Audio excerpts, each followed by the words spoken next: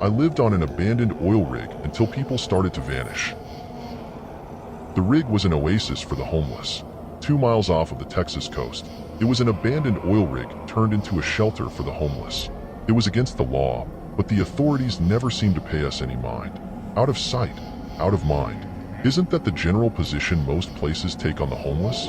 I'm not sure how long the rig had been going before I ended up there, but when I arrived, it was a full-fledged town on the water.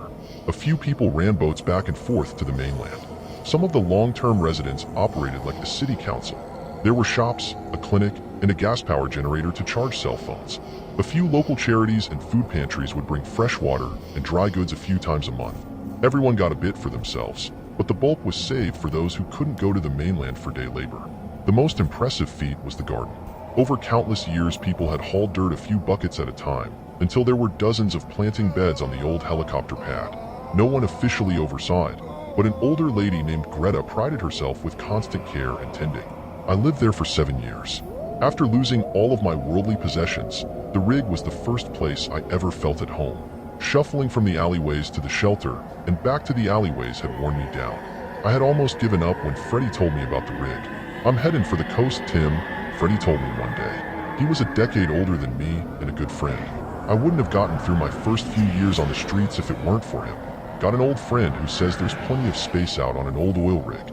A fella at the coast will take me out to it for a few bucks. You ought to come. An oil rig? I asked in disbelief. Why the hell do you want to go live on an abandoned oil rig? Sounds too risky. Freddie laughed and swatted me on the back. It's like a Floatin' city. No cops to mess with you. No business owners chasing you away from their shops. Just a bunch of people like us that came together to prop each other up. What have you got to lose? The convenience store can you, and sleeping on the streets has lost its luster. 2 days later, we hitched a ride to the coast.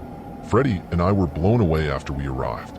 When he told me about the rig, I had imagined a filthy squat pad filled with trash and waste. It was quite the opposite. Aside from the rust of the aging structure, the rig was kept immaculately clean. No one slept in the open. Every available inch of indoor space was dedicated to sleeping space and food storage. A kind woman named Janet gave us both sleeping bags and blankets upon our arrival and took us to an old boiler room where there was available space to sleep at night. She told us we could leave our belongings in the boiler room, but Freddie and I were apprehensive. "Don't want anyone stealing my stuff," Freddie said curtly. "Leaving stuff sitting around is a good way to get fleeced. You'll find the community here quite respectful of everyone's property," she said. Janet reached into her back pocket and pulled out 2 yellow sheets of paper filled with handwriting and gave them to both of us. "Those are the rules here on the rig. We have a 3-strike policy here. If you break the rules 3 times, you're banished permanently." We both began to read this list of rules. Rule 1. No theft of any kind. Failure to repay debts is considered theft. Rule 2. No fighting. Rule 3. No drug use. Rule 4. Drinking is allowed in moderation. Rule 5. If you don't contribute food or goods to the community, you must work daily to maintain the rig. Rule 6. Do not enter the mechanical room below the drill module. Seems reasonable enough, I said, and extended the list back to Janet, who decides if the rules have been broken. "You can keep it," she replied. "We have an informal council that meets every Saturday night in the mess hall. It's made up of our oldest residents. They will hear complaints and decide if a rule has been broken. If the incident is serious, the council will get together that day." We thanked her and headed to settle in. Over the next few years, Freddie and I integrated nicely into the community on the rig. The population remained roughly the same. New people would arrive occasionally. Old-timers would move on from time to time. Freddie and I spent most of our time on the rig. Before he lost his job and home, Freddie had worked in construction and welding. The council was excited to find out about his experience and asked if he would be interested in helping maintain the facilities. He agreed, but asked that I be allowed to assist him.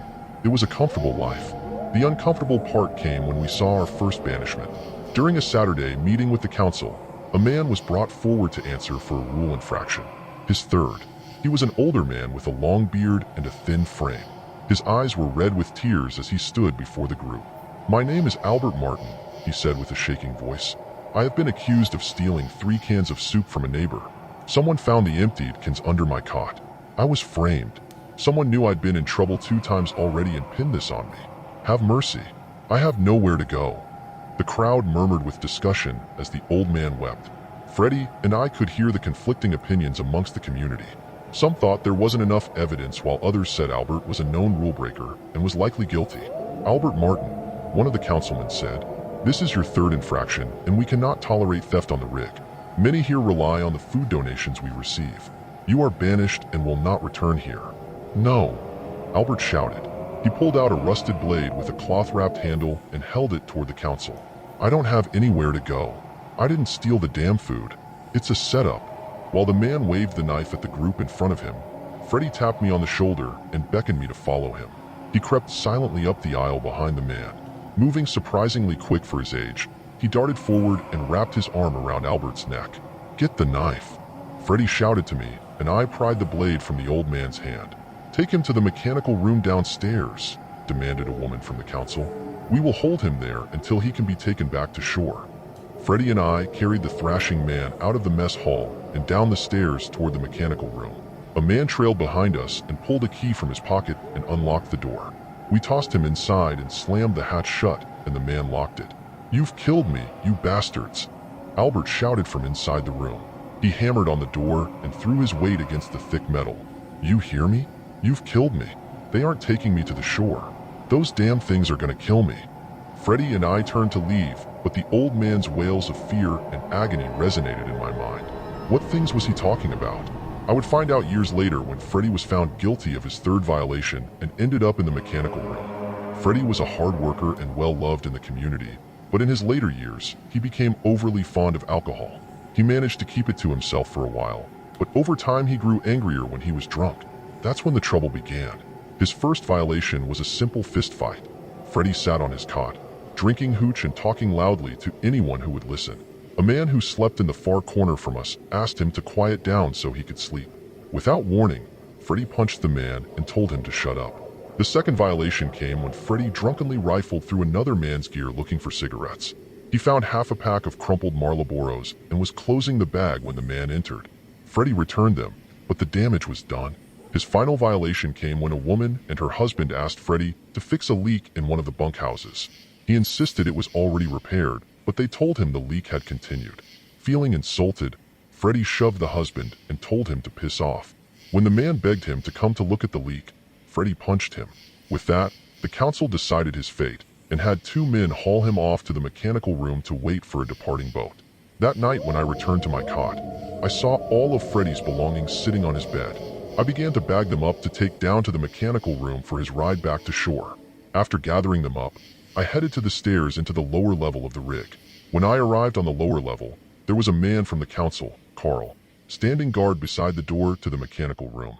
Freddy was banging on the door and begging the man to let him out. He stood stone-faced, staring in my direction. "Tim, stop," the man said to me. "Freddy has already been judged. We're just waiting on a boat." "I know," I said, gesturing toward the backpack full of my friend's belongings. "Just wanted to drop his stuff off so he can take it back with him. I don't want him to leave with nothing." "Just drop it there," Carl said flatly. "I'll make sure he gets it before." Suddenly the air was filled with agonized screams. You could always hear muffled yelling on the upper levels when someone was locked up awaiting their banishment, but the thick floor plating always made it inaudible. Up close, I could hear the fear in my friend's voice. "What the hell is that?" Freddy shouted. "Let me out of here. It's going to kill me. Open the damn door."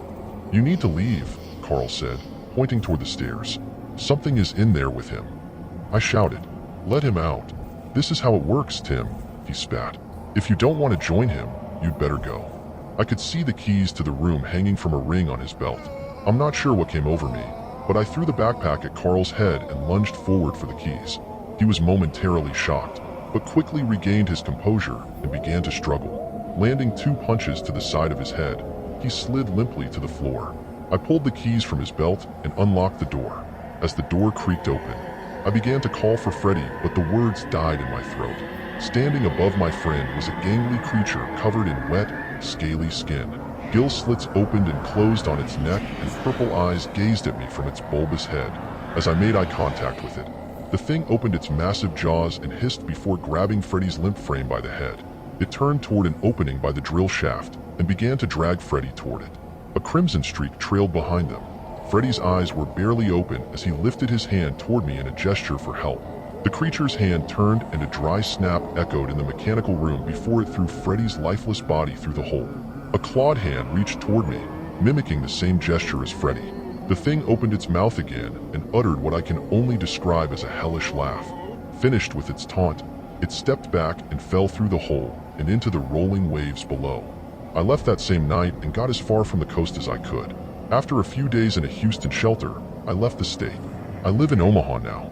Farmhand work is plentiful and I managed to get a cracker box apartment. The green pastures make me feel safe, but when I try to sleep at night, the roar of the ocean still echoes in my mind. I never told anyone what I saw. The authorities wouldn't believe me. Hell, maybe they knew. No one is worried about the homeless. Out of sight, out of mind, right?